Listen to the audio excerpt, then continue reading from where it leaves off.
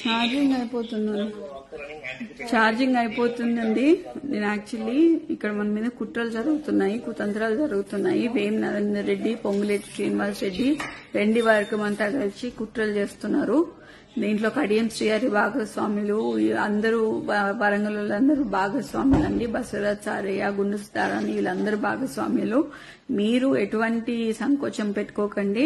దయచేసి చెప్తున్నాను, కార్యకర్తలను కాపాడుకునే బాధ్యత కొండా దంపతులది, కొండా కుటుంబాన్ని. ఎప్పుడు మేము కార్యకర్తల వెనకాల ఉంటాము. మాకు పదవులు శాశ్వతం కాదు, పైసలు శాశ్వతం కాదు. మేము నిబద్ధతతో పనిచేస్తాము, కార్యకర్తలకి వెనకాలండి చేస్తాము. మీరు దయచేసి మీ మనోధైర్యాన్ని కోల్పోకుండా మాకు మనోధైర్యాన్ని ఇవ్వాలని మనస్ఫూర్తిగా కోరుకుంటున్నాను. నేను మళ్ళీ లైవ్ లోకి వస్తానండి. ఇక్కడ చాలా అల్లరిగా ఉంది. చుట్టూ మొత్తం పోలీసుల ప్రహారీలో నేను ఉన్నాను.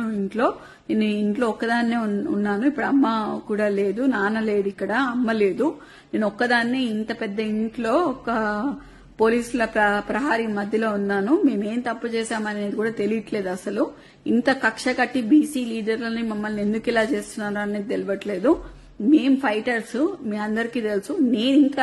నేను ఎట్లాంటి ఫైటర్నో మీ అందరికీ తెలుసు. నేను ఈ సిచ్యువేషన్ ని డెఫినెట్లీ ఫైట్ చేస్తా. ఎందుకంటే చిన్నప్పటి నుంచి నేను ఫైట్ చేసి ఉన్నా. ఇవాళ కూడా నేను ఇంట్లోనే ఫైట్ చేస్తా.